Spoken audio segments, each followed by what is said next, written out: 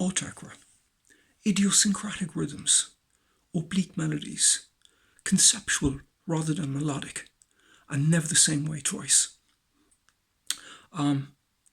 Basically, kind of coming from the Rochdale '86 youth culture, BMX, breakdance, and tag. From kind of Rochdale down to kind of North Manchester, that was their kind of hinterland. And Sean Booth, his grandfather bequeathed him a reel-to-reel tape recorder, and he started making sound collages. And Rob Brown was working on decks and turntables, conjuring magic. And basically, their first kind of influence was Mantronics, and they're kind of, influenced a little bit by Ryoji Sakamoto and the Yellow Magic Orchestra. And then kind of they were into Public Enemy, and then kind of migrating on to kind of Miami bass, Chicago house, and Detroit techno. Shout out to Kevin Saunderson, awesome. And then after all of that, they basically migrated 50 miles away to Sheffield and assimilated the kind of post-industrial electro of Sheffield, and basically assimilating and inculcating Cabaret Voltaire, Throbbing Gristle, and one of my favourites, the Hafler Trio. And with the Hafler Trio, indeed, one of the few collaborations that they've done was with the Hafler Trio.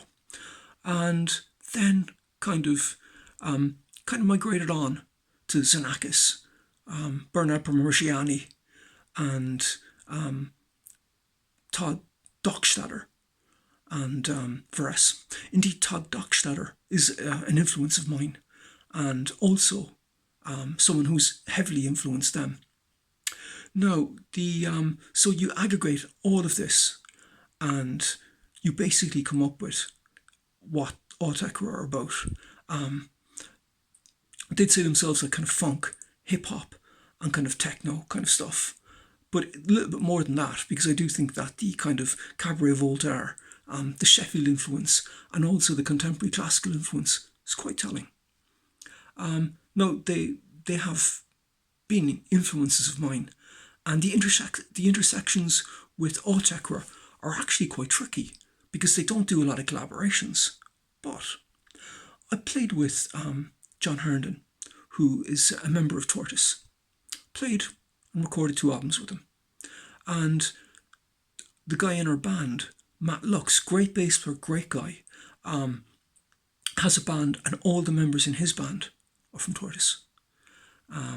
So I played a gig with John Herndon, and we kind of came back late. So like next morning we kind of went out to get kind of a little breakfast, actually, petit déjeuner, in central Chicago.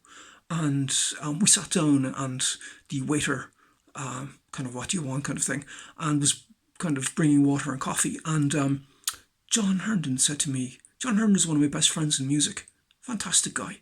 And he said to me, so tell me, Mark, what's your big 3? So what he meant was, what are the big 3 albums that you're listening to at the moment? And I said, well, John, Cornfield, Draft 730.